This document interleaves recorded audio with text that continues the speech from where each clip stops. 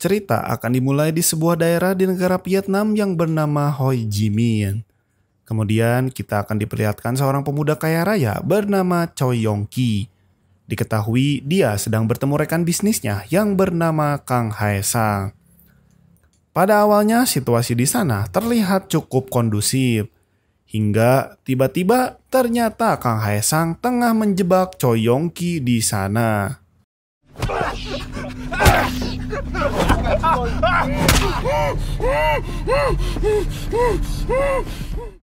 Diketahui Kang Hae Sang merupakan salah satu kriminal sadis berbahaya yang kabur dari Korea.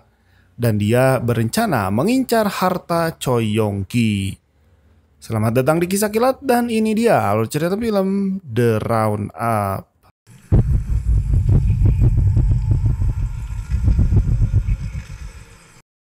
Beralih ke negara Korea, terlihat sedang terjadi aksi penyanderaan seorang teteh-teteh Alfamart, di mana detektif Dong Hyun terlihat kewalahan mengatasi situasi tersebut. Namun tak lama kemudian datanglah sang jagoan kita semua, yaitu Don Lee alias Madoksu alias Doksu. Dia langsung menyelinap masuk dan inilah yang terjadi.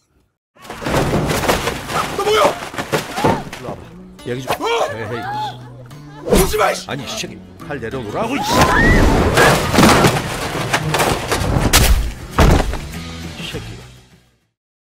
Tak lama kemudian datanglah Kapten Doksu yang bernama Kapten John.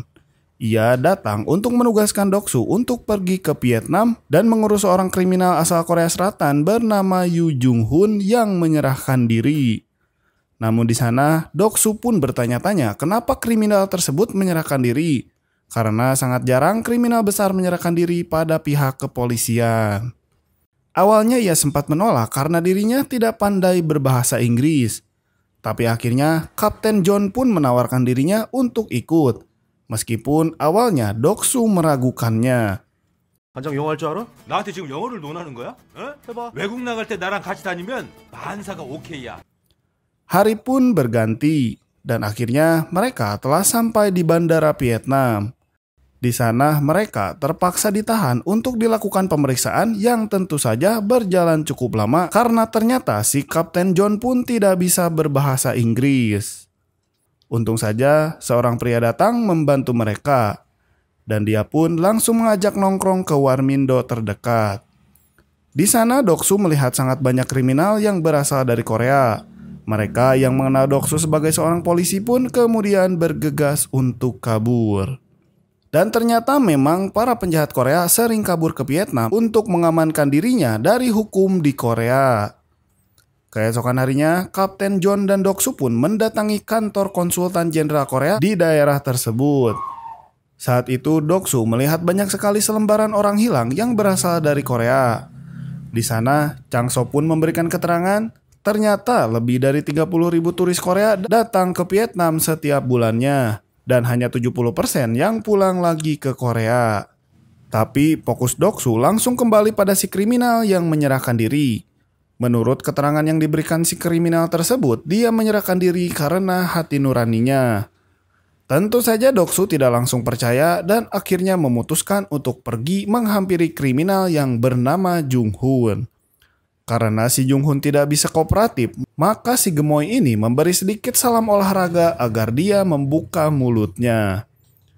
반장님, 진실의 방으로. 됐어. 우리 잘 죽어? 우리 좀 죽어?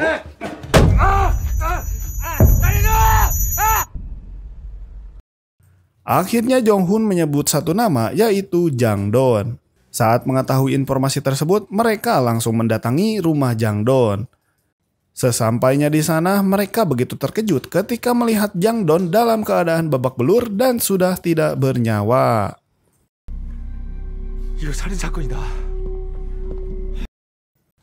Doksu pun kembali menghampiri Jung Hoon dan menginterogasinya. Namun nampaknya dia tidak ingin lebih terbuka mengenai dirinya. Akhirnya Doksu pun memberitahu bahwa Jang Don telah meninggal. Dan Doksu akan mengusir Jung Hoon jika tidak buka mulut. Karena masih tetap ingin hidup, Jung Hoon pun akhirnya menceritakan apa yang sebenarnya terjadi. Ternyata Jung Hoon ini adalah komplotan Kang Hae-sang yang ikut menculik Choi Yong-ki.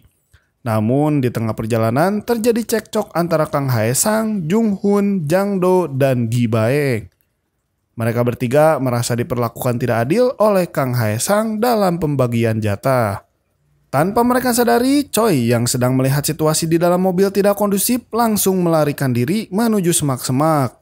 Namun sialnya, Choi kembali tertangkap. Dalam kondisi terdesak, Choi pun memberi penawaran untuk memberi imbalan kepada 3 orang yang merasa tidak diperlakukan adil oleh Kang Hae-sang. Namun sialnya, Kang Hae-sang langsung menghabisi Choi hingga tewas.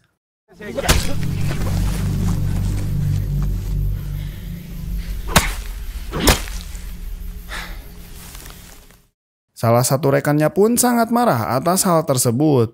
Tapi tanpa diduga, Kang Hae-sang tanpa pikir panjang langsung menghabisinya juga.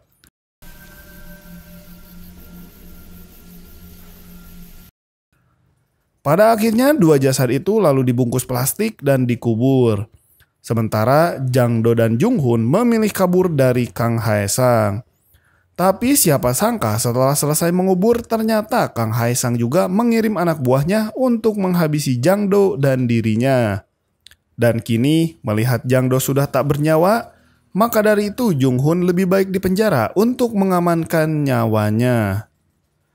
Doksu pun langsung menelpon kepolisian dan memutuskan mencari jasad yang dikubur oleh Kang Hae-sang dengan bekal informasi yang diberikan oleh Jung Hoon. Tak butuh waktu lama, akhirnya jasad tersebut berhasil ditemukan. Namun tanpa diduga, tiba-tiba kepolisian Vietnam datang dan tanpa sebab mengusir para polisi Korea dari sana. Bersamaan dengan itu pula, Doksu mendapatkan informasi tempat kediaman Kang Hae-sang berada. Sesampainya di lokasi, tempat itu merupakan sebuah tempat perjudian. Doksu dan si Kapten John tentunya tidak disambut dengan ramah. Maka dari itu, tinju Doksu lah yang berbicara. 누워 있어.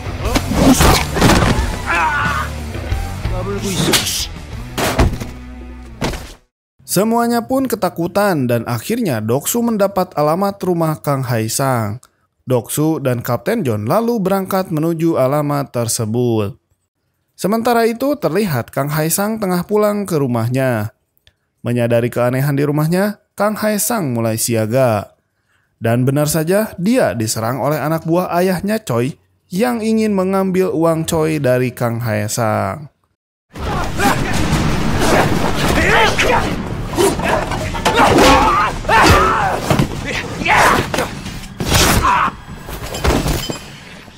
Setelah menghabisi komplotan yang menyerangnya itu, Kang Hae-sang memaksa orang di sana untuk menelpon ayah Choi yang bernama Jumbai. Kang Hae-sang kemudian mengancam Jumbai bahwa ia akan menghabisi nyawanya dan mengambil uang yang sudah diambil anak buahnya. Tak lama dari kejadian tersebut, Doksu dan Kapten John sampai di rumah Kang Hae-sang. Di sana mereka melihat banyak mayat di mana-mana. Mereka pun mulai masuk dan inilah yang terjadi. 찾았다, 최영기.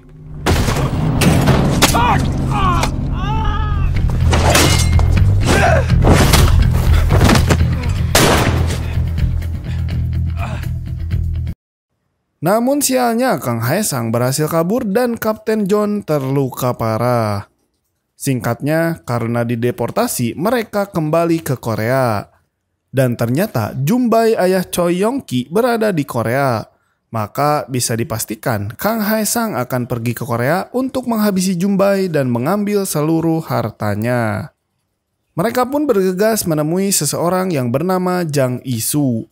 Dia merupakan seorang mantan bos gangster yang pernah ditangkap oleh Doksu. Lalu dia pun menanyakan rute penerbangan kapal ilegal kepadanya. Sempat terjadi sedikit cekcok antara Doksu dan Jang Isu dan inilah yang terjadi. 장이수가 아야. 하나.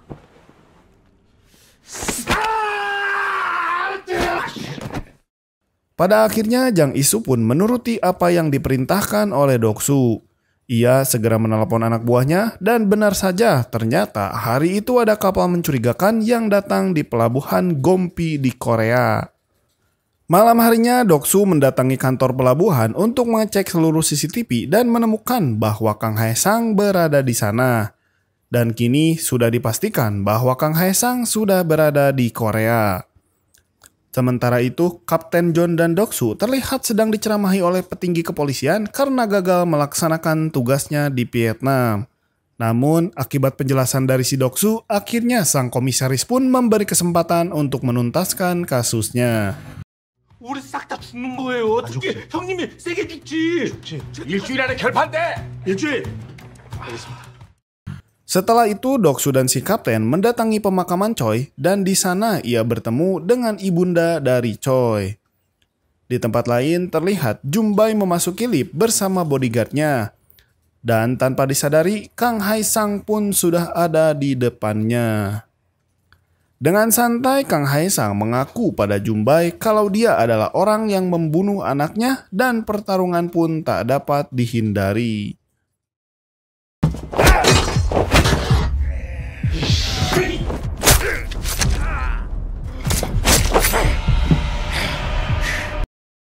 Seperti yang kita ketahui, Kang Haesang yang memiliki kecenderungan psikopat pun langsung menghabisi pengawal Jumbai. Sementara itu di ruangan CCTV, seorang petugas melihat bahwa Jumbai tengah diculik oleh Kang Haesang. Ia pun segera berlari untuk menolong, namun apa daya tak terkejar olehnya. Setelah berhasil menculik Jumbai, Kang Haesang menghubungi istri Jumbai dan mengancamnya. Bahkan Kang Haesang memperlihatkan saat dirinya memotong jempol Jumbai. Dari hasil percakapan tersebut, intinya Kang Haesang meminta uang tebusan sebesar $2 miliar pada istri Jumbai. Karena tidak memiliki pilihan lain, istrinya pun sepakat untuk memberikan uang tebusannya. Pada awalnya Kang Haesang meminta uangnya dikirim melalui transfer.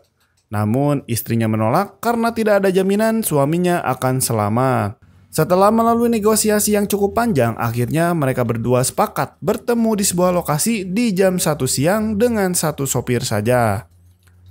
Yang kemudian Doksu dan si kapten pun memilih Jang Isu untuk menjadi sopir Kim, si istri Jumbai.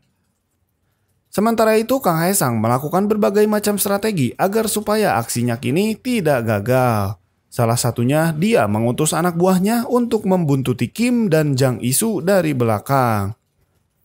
Keesokan harinya, Kim pun diantar oleh Jang Isu untuk mengantarkan uangnya.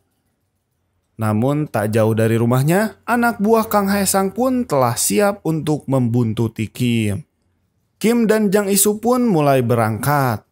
Namun tanpa Kim sadari, Jang Isu pun tergiur dengan koper berisi uang yang akan diantar ke Kang Haesang.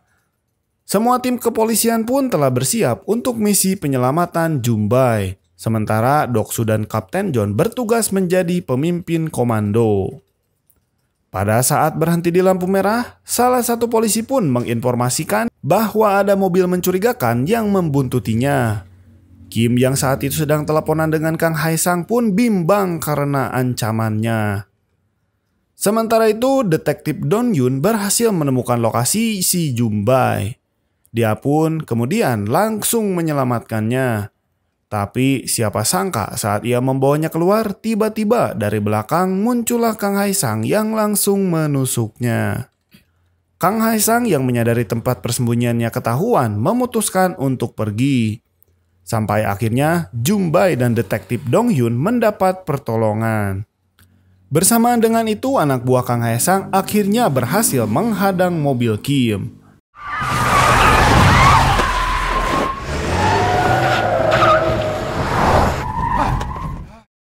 Jang Isu pun bergegas menurunkan Kim demi keselamatan nyawanya.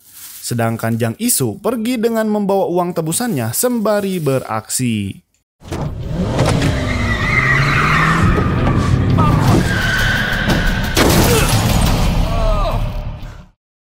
Sementara itu Kim yang sedang terpojok tak bisa berbuat apa-apa sampai akhirnya Doksu pun datang untuk menyelamatkannya. 나가세요 빨리.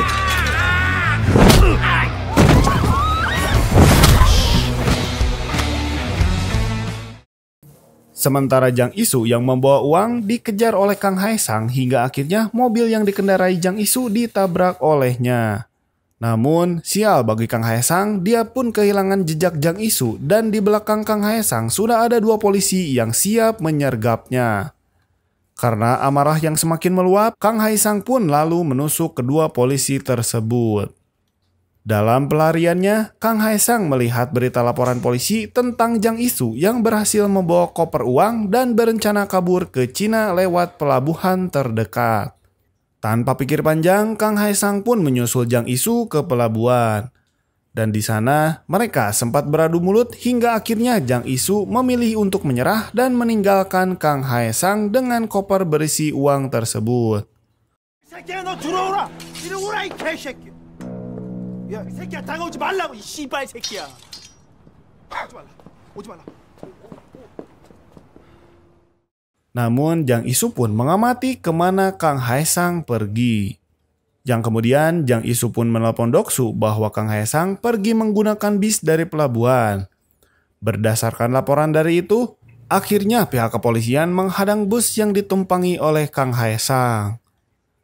Yang dimana Doksu pun dipertemukan kembali dengan Kang Haesang dan inilah aksi Doksu yang edan eling.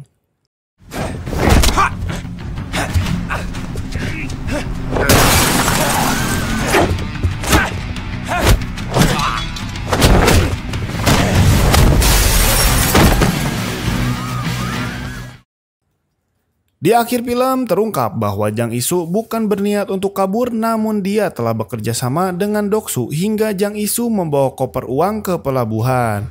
Itu dilakukan agar supaya kepolisian membuat berita itu dan Kang Haesang masuk ke dalam perangkap dengan segala buktinya.